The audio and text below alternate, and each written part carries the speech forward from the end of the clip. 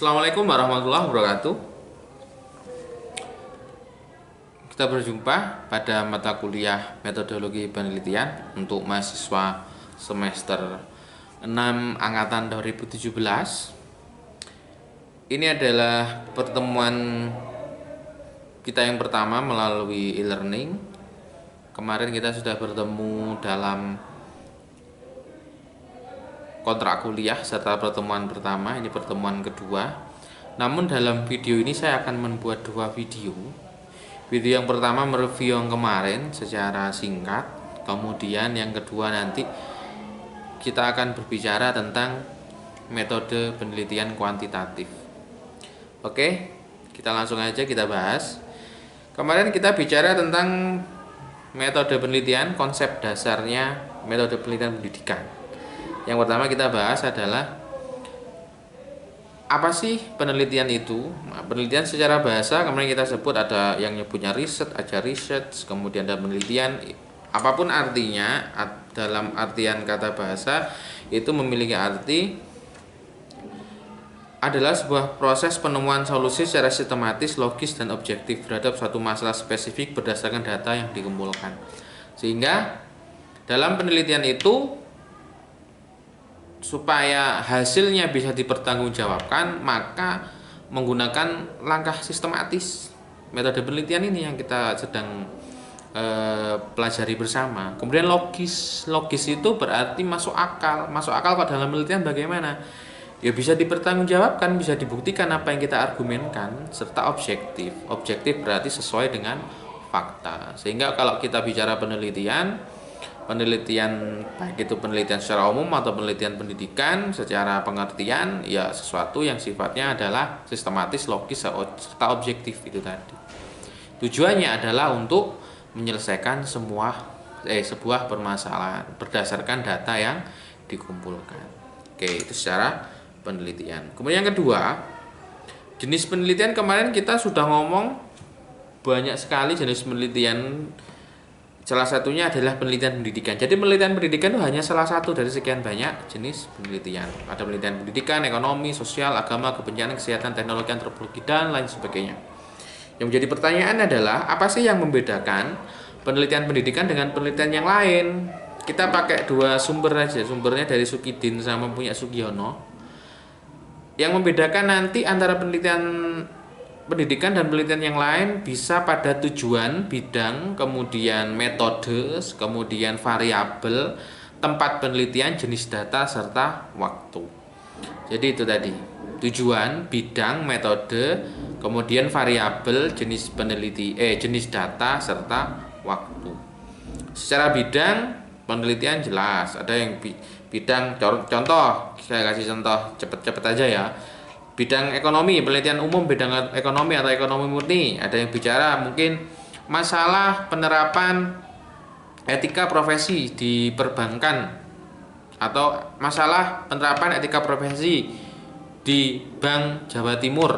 Kayak gitu. Berarti yang dianalisis adalah masalah-masalah pelanggaran etika profesi yang ada di perbankan, khususnya Bank Jatim di seluruh Jawa Timur. Apakah itu pendidikan? Bukan, karena itu nggak ada hubungannya dengan pendidikan. Tetapi itu adalah penelitian murni ekonomi. Bidangnya bidang ekonomi murni, mungkin seperti itu, atau kebijakan. Kemudian kalau tentang etika tadi saya bawa ke pendidikan, mama supaya bisa membuat perbandingan yang jelas. Ada masalah pemahaman etika profesi pada siswa SMK akuntansi di Surabaya, seumpama seperti itu. Berarti yang dianalisis adalah masalah kepemahaman siswa tentang apa? Tentang etika profesi. Kalau yang pertama tadi etika profesi dalam pelaksanaan keseharian di perbankan, kalau ini permasalahan tentang pemahaman etika profesi oleh siswa. Kalau bicara tentang siswa, berarti nanti bicara tentang masalah itu berarti ada kaitannya dengan hasil belajar. Hasil belajar kaitannya nanti dengan tuntutan indikator yang ada di kurikulum. Kurikulum nanti kaitannya dengan tujuan pendidikan nasional. Tujuan pendidikan nasional nanti kaitannya dengan pendidikan. Nah, maka yang contoh yang kedua itu adalah bidang kajian pendidikan. Walaupun sama-sama subjek kajiannya tadi adalah etika profesi. Itu salah satu contoh perbedaan bidang kajian dalam penelitian. Kita di sini sebagai calon pendidik, maka kita masuk ke bidang penelitian pendidikan. Tujuan jelas. Kalau tujuan secara umum semua penelitian memiliki tujuan yang sama, yaitu memecahkan masalah. Ingin kita menjawab masalah yang dirumuskan. Tetapi rumusan masalah setiap bidang tadi itu berbeda, sehingga rumusan masalah mengakibatkan perbedaan pada tujuan penelitian. Nah, tapi kalau tujuan penelitian secara umum memecahkan masalah atau menjawab sebuah rumusan masalah, itu tidak akan ada perbedaan. Tapi yang membedakan adalah rumusan masalah yang muncul dari variabel penelitian. Variabel itu muncul dari bidang, dari jenis bidang penelitian, otomatis nanti akan berpengaruh dalam perbedaan tujuan penelitian. Metode juga sama, metode nggak akan banyak perbedaan antara penelitian bidang pendidikan atau penelitian bidang yang lain. Umpama sebuah penelitian, contoh penelitian kesehatan, ada yang namanya eksperimen atau penelitian penelitian teknik juga ada tentang eksperimen. Maka di penelitian pendidikan juga ada eksperimen. Apakah ada sebagai kontrolnya? Apakah ada sebagai eksperimennya? Kelas eksperimennya ada, semuanya juga ada. Nanti yang membedakan di mana? Secara langkah mungkin tidak akan jauh berbeda secara metode, tapi yang membedakan mungkin jenis datanya. Kemudian yang membedakan nanti instrumen yang digunakan. Kemudian cara untuk mendapatkan data atau langkah untuk memperoleh data itu nanti yang berbeda, melalui observasi, ada yang melalui pengamatan, wawancara. Kalau dalam penelitian pendidikan seperti itu. Jadi secara metode, secara umum nggak akan ada perbedaan. Secara tempat penelitian, ya pastinya ada perbedaan lah ya. Kita nggak usah bahas terlalu panjang, tapi yang jelas dua-duanya itu akan sangat berbeda dalam bidang tempat. Kemudian variabel otomatis juga berbeda, dari munculnya masalah berbeda biasa itu akan memunculkan variabel juga yang berbeda. Jenis data pastinya berbeda karena apa yang dikaji dalam bidang penelitian pendidikan, jenis datanya juga yang berkaitan dengan pendidikan. Apa yang dikaji dalam bidang ekonomi, maka jenis datanya yang berkaitan dengan ekonomi. Itu secara perbedaan antara penelitian pendidikan dan penelitian yang lain. Itu kita pakai sumbernya milik Sukitin sama Sugiono. Oke, rasionalisasi penelitian pendidikan. Kalau kita ngomong rasionalisasi penelitian pendidikan, maka kenapa sih penelitian pendidikan itu harus ada? Setiap lini kehidupan itu selalu memunculkan masalah.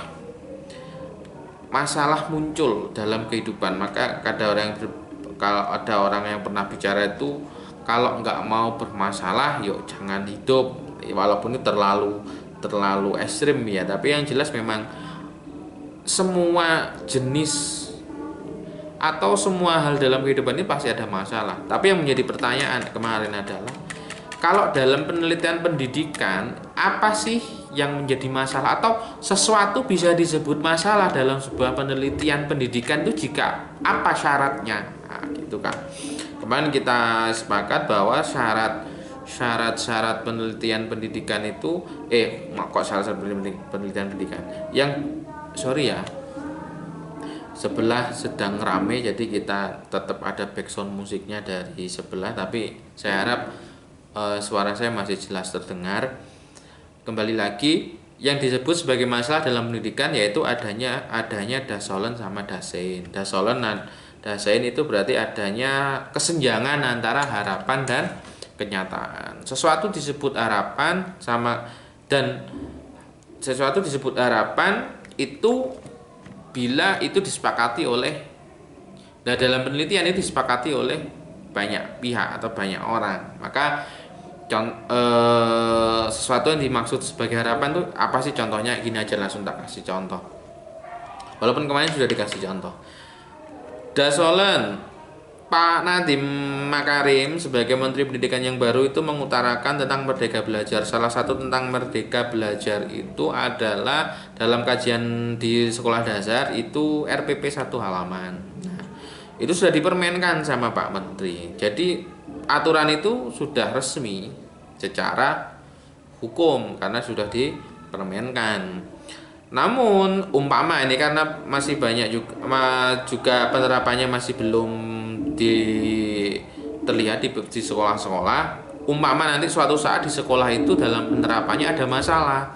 Masalahnya dalam hal, oh ternyata maksudnya Pak Menteri adalah ingin meringankan beban guru dalam membuat perangkat pembelajaran, sehingga fokus guru adalah mengembangkan minat dan bakat yang dimiliki oleh anak, bukan fokus guru pada penyiapan perangkat. Maksudnya Pak Nadiem kan baik, tapi ternyata seumpama dalam pelaksanaannya di sebuah sekolah ternyata nggak semudah itu Pak. Di kita itu ada masalah ini kalau pakai satu lemper, ada satu halaman, kemudian instrumen untuk alat ukurnya itu nanti kita susah untuk mengukur ketercapaian indikator umpama sampai terjadi seperti itu. Berarti kan harapannya Pak Nadiem yang tertuang dalam permen tadi itu tidak sesuai dengan kenyataan yang ada di sekolah. Fakta ketika RPP satu halaman itu dilaksanakan, ini contoh ya, cuma seumpama ya, maka itu bisa disebut sebagai masalah, ada kesenjangan antara harapan dan kenyataan. Nah maka itu untuk memecahkan itu harus dilaksanakan penelitian. Nah, kemudian yang kedua, kenapa sih harus ada penelitian pendidikan? Supaya ada peningkatan di bidang pendidikan. Manusia berubah setiap waktu, teknologi berubah, transportasi berubah, perekonomian berubah, cara orang berhubungan berubah. Maka pendidikan juga harus mengalami perubahan dalam hal yang lebih baik. Bagaimana cara kita mengetahui atau bagaimana kita cara merancang perubahan dalam pendidikan? Maka melalui penelitian salah satunya. Itu inovasi pendidikan, karena ada problematika pendidikan, kemudian ruang lingkup penelitian pendidikan. Oke, secara umum itu rasionalisasi penelitian pendidikan. Kemudian yang selanjutnya, saya pikir kalau untuk konsep dasar penelitian sudah jelas ya. Konsep dasar penelitian kita sudah mengerti pengertian tentang penelitian pendidikan, kemudian rasionalisasi perlunya penelitian, kemudian tujuan penelitian pendidikan itu untuk apa, tadi hubungannya sama dengan rasionalisasi. Kemudian kalau kita ngomong proses penelitian pendidikan nanti akan kita bahas di video yang kedua. Kemudian secara umum tentang konsep dasar dan penelitian pendidikan sudah selesai. Jadi secara umum kalau saya bisa membuat kesimpulan dari video yang pertama ini, yaitu dalam pendidikan, dalam proses pendidikan itu akan ada masalah-masalah yang muncul dalam prosesnya. Masalah-masalah yang muncul itu tidak bisa didiamkan, tetapi masalah-masalah yang muncul ini harus dicarikan pemecahan masalah, sehingga nanti ketika ada orang lain yang menemukan masalah yang sama dengan masalah yang pernah muncul, mereka menemukan alternatif solusi pemecahan. Karena subjek atau objek kajiannya adalah siswa atau sesuatu yang hidup, manusia, maka ini harus hasil yang diperoleh oleh orang yang pertama melakukan penelitian harus bisa dipertanggungjawabkan. Makanya dia ketika mengambil data, menyimpulkan atau memutuskan sebuah permasalahan itu bisa diselesaikan dengan dengan pemecahan A atau B, itu harus bisa dipertanggungjawabkan itu tadi secara logis dan kemudian objektif. Kemudian cara mendapatkan datanya serta menyimpulkannya ini atau menganalisisnya ini menggunakan proses atau metode atau sistematika yang jelas. Maka dari itu dalam penelitian itu bisa disimpulkan itulah perlunya atau pentingnya sebuah pendidikan itu selalu sebuah pendidikan itu menelurkan penelitian-penelitian yang inovatif. Terus kalau banyaknya penelitian pendidikan berarti apakah akan itu menggambarkan banyaknya masalah dalam pendidikan? Bukan seperti itu juga. Karena tadi penelitian itu tidak hanya memecahkan masalah, tetapi juga ketika kita ingin mengembangkan sesuatu yang berkaitan dengan pendidikan, maka kita harus melakukan penelitian. Dalam hal ini bidang kajiannya adalah pendidikan. Oke, itu adalah review singkat tentang konsep dasar penelitian pendidikan. Jadi secara umum kemarin kita sudah diskusi, namun ini hanya mereview singkat supaya kalian refresh lagi apa yang sudah kita diskusikan pada pertemuan pertama. Kita akan ketemu lagi pada video yang kedua. Kita akan membahas tentang metode penelitian kuantitatif sebagai salah satu bidang kajian yang akan kita bahas pada mata kuliah ini selama 1 semester. Terima kasih. Kita ketemu di video yang kedua.